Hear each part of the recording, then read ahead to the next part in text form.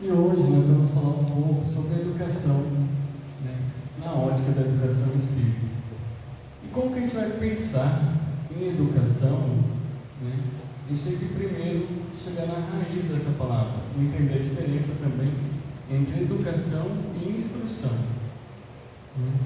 Porque existe uma diferença básica, né, entre educar e instruir.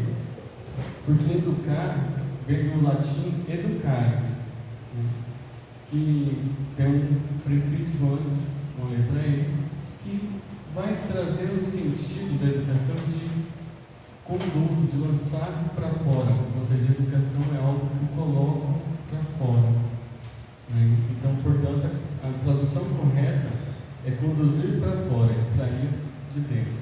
Enquanto instruir também vem do latim de instruere, e ele tem uma questão de empilhar, de colocar para dentro. Então, as duas têm essa pequena diferença, uma de colocar para fora e a outra, né, de empilhar dentro. Então, a instrução, ela é todo o nosso conhecimento que adquirimos. Quando alguém nos ensina, quando nos aperfeiçoamos, quando vamos à escola, quando aprendemos uma profissão, nós absorvemos aquilo que vem de fora e vamos empilhando o conhecimento. Enquanto a educação, ela estabelece dessa forma, onde eu trago o que eu tenho dentro para fora. Então, ela vem de conjunto de valores, de conceitos éticos e morais. E alguns grandes educadores do mundo, eu vou citar algumas frases deles, eles já nos colocam essa questão da educação como algo muito importante na transformação do mundo. Paulo Freire coloca bem assim: educação não transforma o mundo, educação muda pessoas, pessoas mudam o mundo. Então ele já coloca, olha só, tanto que a educação ela é importante na transformação do mundo, e como é se transformar o mundo, eu estar educado e ser um agente transformador no mundo é importante. Maria Montessori coloca que o potencial de aprender está em cada um de nós, ou seja, cada um de nós tem o nosso potencial de aprender e evoluir e crescer. Jean Piaget, ele coloca que o aprendizado é construído pelo aluno. O professor não deve pensar o que a criança é, mas o que ela pode se tornar. Então, mais uma vez, um outro educador falando o quanto a educação é construtiva, e o quanto a gente pode ir longe através da educação. Vygotsky coloca que na ausência do outro, o homem não se constrói homem. O homem modifica o ambiente e o ambiente modifica o homem. O saber não vem da experiência. O saber que não vem da experiência não é realmente saber. Então, quando a gente constrói, né, o nosso conhecimento, a nossa sabedoria, ela vem a partir do momento que a gente vai adquirindo essas experiências. Quando a gente olha hoje a educação moderna, no quadrante da educação, ela fala que ela tem 4 pilares. E esses 4 pilares, né, a gente vai ver mais para frente que a própria doutrina espírita trabalha em cima dela, e o Evangelho de Jesus Cristo também. Porque os 4 pilares da educação é conhecer, fazer, conviver e ser. Então, primeiro eu tenho que conhecer aquilo que eu estou fazendo. No caso, vamos colocar aqui dentro da doutrina espírita. Eu tenho que conhecer a doutrina, eu tenho que ler os livros, eu tenho que, né, me instruir, eu tenho que ler. Depois eu tenho que fazer, né, eu tenho que trabalhar, praticar aquilo que eu estou lendo. Aí não adianta só eu conhecer e saber o que eu vou fazer se eu não sei conviver com pessoas, se eu não sei ser uma pessoa gentil, educada, delicada e sabe ter um bom convívio com as outras pessoas. E assim eu vou estar sendo uma boa pessoa para o mundo e para as pessoas que estão à minha volta. Então são esses 4 pilares que tem dentro da educação moderna. Tanto é que quando a gente vai ver nossas escolas hoje, não ensina mais só português e matemática, né? Geografia, ciência. Tem lá questões emocionais, questões de valores, né? Você pode ver que já pegou o material dos filhos e tem lá assim, hoje está lendo sobre o respeito, sobre empatia. Então, a educação, ela também tenta buscar essa questão dos valores também. E o Espiritismo tem um caráter eminentemente pedagógico. Não só porque seu fundador, Hipólite Leon Denis Arrivaille, para quem não conhece, depois adotou o nome de Allan Kardec, né? Tinha sido um grande educador francês e seguidor das propostas de Pestalozzi, que também era um grande educador de sua época. Mas o cerne da filosofia espírita é a proposta da educação do espírito. Afinal, a cada reencarnação, a cada momento vivido, a cada experiência que temos, estamos crescendo, estamos evoluindo. E essa evolução, esse crescimento, essa construção, ela se dá a partir do momento que eu educo o meu espírito, porque nós fomos feitos simples e ignorantes. E aí eu vou me educando, vou crescendo e evoluindo nessa marcha progressiva. Emmanuel, nobre mentor de Chico Xavier, nos afirma que a melhor escola ainda é o lar, onde a criatura deve receber as bases do sentimento e do caráter. Os estabelecimentos de ensino, propriamente do mundo, podem instruir, mas só o Instituto da Família pode educar. É por essa razão que a universidade poderá fazer o cidadão, mas somente lá pode edificar o homem. Então, aquela questão, a nossa educação, ela vem de casa, vem do nosso lar, da nossa família. Só que hoje, nós vivemos uma questão muito delicada, porque muitas de nossas famílias está de uma forma, vamos dizer assim, não sabe lidar com a questão da educação, de como educar seus filhos, e tenta terceirizar a educação a outro, principalmente a escola, porque acha que mandar um filho à escola, você está educando, e não, você está instruindo. O papel da escola é instruir.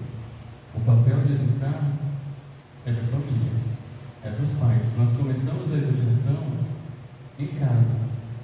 É desde o bebezinho que nasce, e ali eu já começo todo o meu processo de educação, de transferir valores, transferir o respeito, o respeito, a ética, os valores morais que temos. Então, esse é um processo que começa aqui em casa. E aí nós encontramos essa crise familiar, vamos dizer assim, onde os pais perderam esse tato com os filhos. E muitas vezes a gente enxerga pais rivalizando com os filhos, brigando com os filhos, porque eles se deixaram de estar no status de pais, responsáveis, e querem estar no status, às vezes, de amigo, de coleguinha do filho, e esquece que tem responsabilidade sobre aquela criatura que está sobre a sua guarda, que é de educar. Porque se a gente fazer uma analogia e pegar a parábola dos talentos, nossos filhos são como talentos que Deus nos entrega. E o que Deus quer na parábola dos talentos? Que a gente faça prosperar. E será que nós estamos fazendo nossos filhos prosperarem, ou estamos apenas enterrando os talentos? Para devolver para Deus do mesmo jeito que Ele me entregou. Você me entregou assim, eu te devolvo assim, sem nenhuma evolução, sem nenhum crescimento. Mas não, esse meu filho que Deus me entregou, Ele quer que eu faça ele florescer, crescer, multiplicar. E esse é o papel dos pais, quanto à educação. A educação é o burilamento da alma para Deus, é a elucidação do Espírito nas verdades divinas, é a consagração da lei de Deus no coração do homem. Educar o jovem, a família, a sociedade, é entregar-lhes um valor positivo da água da lei do amor, compreendendo-se que o Espírito tem seu valor sublime e progredirá indefinidamente. É necessário que penetre o reino da verdade pela educação sistemática e constante. Só no Espiritismo encontramos, no momento, um fator radical para o crescimento da criatura na educação espiritual, tornando-a participe das grandezas da vida e responsável pela transformação de sua personalidade. No Espiritismo, com Jesus, encontraremos o grande educador dos povos e nos outros que cumprem o que recebemos no coração como bênção de Deus, conduzindo para os nossos irmãos. Então, olha só, o Espiritismo, junto com Jesus, ele nos traz essa responsabilidade em nós de nos transformarmos através da educação. E em diversos lugares, dentro da doutrina espírita, dentro das obras básicas, a gente encontra também vários trechos onde fala da importância da educação. No Livro dos Espíritos e no Evangelho segundo o Espiritismo, a gente encontra vários trechos, como por exemplo na questão 208 no Livro dos Espíritos. Está escrito que o Espírito dos pais tem a missão de desenvolver os filhos pela educação. Isso é para ele uma tarefa. Se nela falhar, será culpado. Então eu acabei de explicar, né? Como se fosse a nossa parábola, né? Ali dos talentos. Nós temos essa missão de educar nossos filhos. Se eu falho na educação dos meus filhos, nós como os pais vamos sofrer por ver nossos filhos, né, enveredando por caminhos que não queríamos. Se não aqui nesse plano, no plano espiritual. A gente chega lá, eles vão desencarnar, vão para um lugar não tão bom. Será que a gente vai ficar feliz de ver nossos filhos indo para uma outra dimensão que não é tão agradável? Vamos sofrer, né? Então, vamos nos sentir culpados por conta disso. Na questão 582, lemos igualmente que este dever implica mais do que o homem pensa, sua responsabilidade para o futuro. Em todos os momentos em que este assunto é trazido, ressalta a seriedade do compromisso espiritual assumido pelos pais, mães, de possibilitar ao espírito a chance de encontrar naquele núcleo familiar. Até porque aquele espírito que chega até nós, em nossa casa, em nossa família, em nosso seio, foi escolhido pela gente. Foi uma parceria de Deus. Olha só, eu vou, você vai vir, nós vamos caminhar juntos, vamos progredir juntos, vamos evoluir juntos, vamos nos educar. A vida da Terra é um projeto educacional, onde a lei divina dá ao Espírito a oportunidade do renascimento junto aos seres que têm condições de ajudá-lo a realizar seu aprimoramento. Sem dúvida é uma missão e ao mesmo tempo um dever muito grande e que envolve mais do que o homem pensa sua responsabilidade quanto ao futuro. Deus colocou o filho sobre a sua tutela dos pais, a fim de que estes dirijam pelo caminho do bem. Mas há quem ocupe mais em endireitar as árvores do seu jardim, a fazer que tenham bons e abundantes frutos, do que endireitar o caráter de seu filho. Se este vier a sucumbir por culpa dos pais, sofrerão os genitores as consequências dessa queda, e caindo sobre eles o sofrimento do filho na vida futura. Não nos referimos à educação moral pelos livros, e sim o que consiste na arte de formar os caracteres, aquele que cria hábitos de uma vez, e que a educação é um conjunto de hábitos adquiridos. Esse trecho está no Livro dos Espíritos também.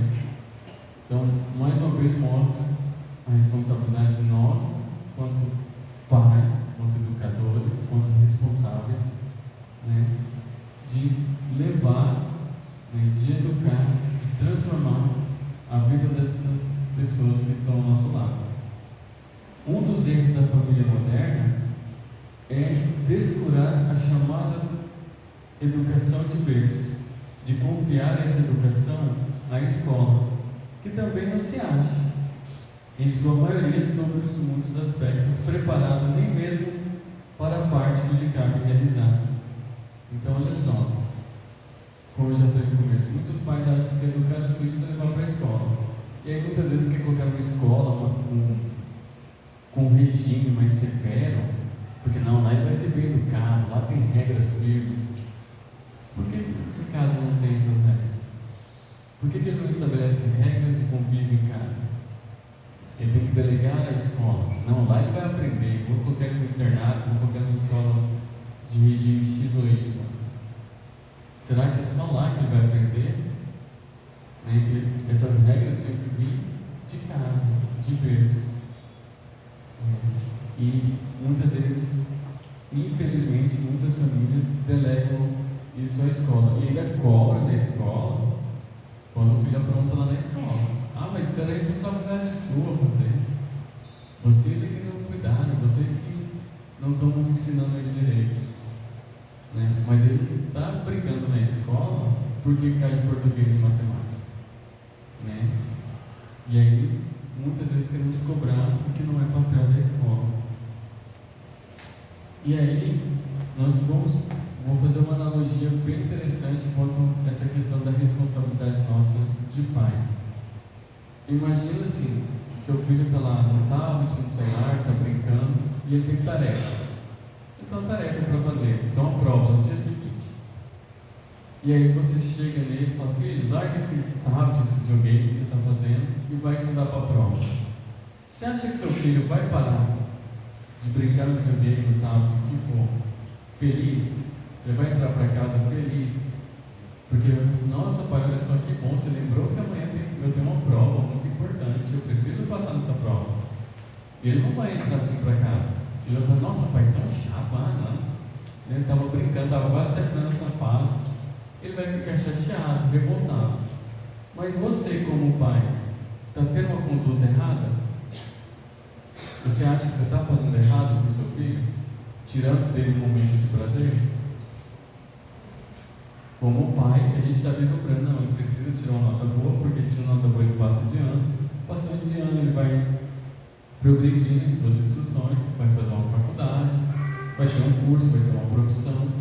Então eu estou projetando o futuro do meu filho, mas eu preciso tirar dele alguns prazeres do momento. Não é assim? Pois é, Deus é assim com a gente também. Tem hora que a gente está aqui brincando, aproveitando nossa reencarnação, e Ele vem e nos puxa a orelha, nos chama a atenção, nos cobra algumas coisas, passamos por algumas dificuldades, porque Deus também é nosso Pai, e Ele também pensa no nosso futuro, Ele também nos educa. E como Ele é nosso educador maior, Ele também nos cobra que nós eduquemos nossos filhos, porque afinal é filho dele também. E afinal, Deus também é Pai, que nos educa e supre nossas reais necessidades. Verificamos hoje os grandes males emocionais sociais resultantes da negligência de muitos pais e mães para com sua missão. O nosso mundo e nossos filhos solicitam que eles abracem com amor e determinação a tarefa de educar. Educar os filhos transforma também os próprios pais, confirmando que a família é um dos mais valiosos meios de aperfeiçoamento do espírito. E aí agora eu vou narrar uma outra história vindo de Humberto de Campos. Humberto de Campos narra um episódio envolvendo um criminoso tido como um dos piores do presídio e uma filha desse último, acolhida no asilo. Um dia, a pequenita do oeste, compadecido, a diretoria do asilo manda pedir ao Ministério da Justiça que consistia para ele ver a sua filha, que estava perto de morrer. O criminoso é levado àquele estabelecimento de caridade em um carro forte, fisionomia fechada, de um homem fera. Você imagina um homem dos mais perigosos indo visitar uma filha adoentada. Ao ver, porém, a pequenita, atira-se de joelhos, abraça não só ela, mas a própria cama em que ela se deita, e ali fica cerca de 1 hora, soluçando como uma criança. A menina morre. O pai regressou para a prisão. No dia seguinte, porém, modificava-se inteiramente, sendo hoje no presídio em que cumpre a pena um modelo pela conduta, sobretudo pela cultura do coração. O fato ilustra a importância da paternidade e o gesto de humanidade para com todos os seres humanos, até para os homens velhos. E olha só, até esse homem que era dito como um infernal, ele modificou, ou seja, todos nós temos a oportunidade de mudarmos, de nos educarmos e melhorarmos. Você lembra que eu falei que Deus nos dá um puxãozinho de orelha? E esse foi o puxãozinho de orelha que ele precisou, para que ele pudesse mudar de atitude, ele pudesse se voltar na direção de se educar como pessoa. Então, a educação, se bem compreendida, é a chave do progresso moral, já dizia Allan Kardec. E aí, quando eu falei lá no começo sobre entender os 4 pilares da educação, dentro do Espiritismo, não só do Espiritismo, mas dentro do cristianismo, Jesus já nos colocou os 4 pilares há muito tempo. Quando ele veio aqui há 2000 anos atrás, ele deixou bem claro, em João, capítulo 8, versículo 32, Jesus nos coloca bem assim: conhecereis a verdade e ela vos libertará. Então estamos dentro do pilar do conhecimento. E aí, em Lucas, capítulo 10, versículo 18, ele coloca bem assim: fazei isso e viverás. Está dentro do pilar do fazer. E em Mateus, capítulo 7, versículo 12, ele coloca: fazei aos outros o que gostaria que eles vos fizessem. Está dentro do pilar do aprender a conviver. E Mateus capítulo 5, versículo 48, ele coloca: sedes perfeitos. E está dentro do pilar aprender a ser. Então, os 4 pilares da educação moderna já estavam pregados por Jesus há muito tempo. A construção da educação já está há muito tempo impregnada e já está impregnada na nossa consciência como espírito. O que a gente precisa, o que nós precisamos, é apenas trabalhar isso, é apenas trazer para a nossa consciência e começar a atuar, a fazer, a praticar. E aí eu vou citar mais 2 frases de Allan Kardec que deixa bem claro o quanto o Espiritismo foi feito como uma proposta de educação, e como essa proposta ela tem que nos reger em nossa evolução, no nosso crescimento espiritual. Ele coloca bem assim no Livro dos Espíritos, na questão 796: somente a educação pode reformar os homens. E em Obras Póstumas ele coloca: é pela educação, mais do que pela instrução, que transformará a humanidade. Então, que a gente possa ser esse agente de transformação, que a gente possa ser esse agente educador, e que através da nossa educação, da educação que vamos dar para a geração que está com a gente, que vai crescer com a gente possa ir transformando a humanidade, e que a gente cresça e progrida cada reencarnação, a cada momento, porque essa é uma proposta. Eu sempre costumo falar que cada reencarnação nossa é como um dia de aula. Meu filho não vai para a aula, aí ele aprende uma matéria, aí ele volta, no outro dia ele vai para a aula, aprende outra coisa, aí faz 200 dias letivos para mudar de ano. Cada reencarnação minha é um dia de aula. Aí tem que fazer 200 dias letivos, para não passar de ano. Mas é assim, cada reencarnação a gente aprende alguma coisa. Nós nos educamos, nós crescemos. É isso, muito obrigado.